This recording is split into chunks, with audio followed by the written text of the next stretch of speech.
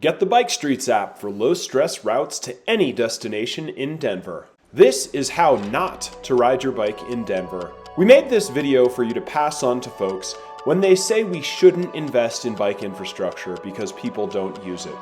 The South Platte River, Interstate 25, railroad tracks, and Santa Fe Drive, which is US Highway 85, create a huge north-south barrier down the middle of Denver. This sidewalk right next to Santa Fe, between Iowa and Florida, used to be one of the most awful places to ride a bike in Denver. You were on this sidewalk mere feet from cars ripping past at 60 miles an hour.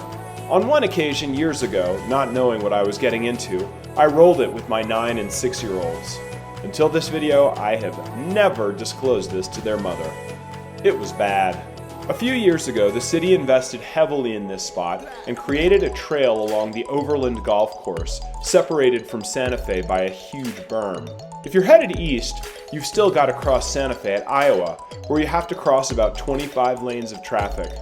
You wait for the light to turn, and then you go across and up the sidewalk. This is where things start to get sketchy. You ride up the sidewalk and you're at eye level with the train tracks. And then, no! A massive staircase.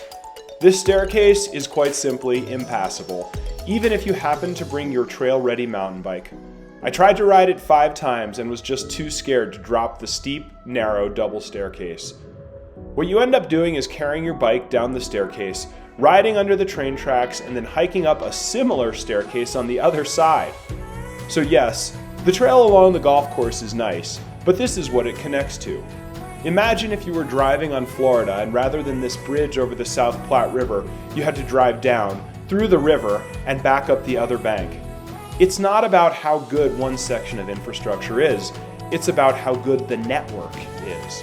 There's an unusable non-alternative, to be fair, where you ride on Iowa itself. There are some hardcore folks who do this, but this street, which is basically a Santa Fe Drive off-ramp, isn't a real option. It's fast and scary under the train bridge, and you get overtaken by lots of drivers. This is a place where there's just no reasonable way to get across. So when people point at the expensive trail along the golf course and say we shouldn't invest in more bike infrastructure, remind them that it's not just about that spot. It's about what that spot connects to. Ask them if they feel comfortable dropping the staircase, carrying their bike down the stairs and back up the other side, or riding under the tunnel. Get the Bike Streets app for bike routes that avoid this mess.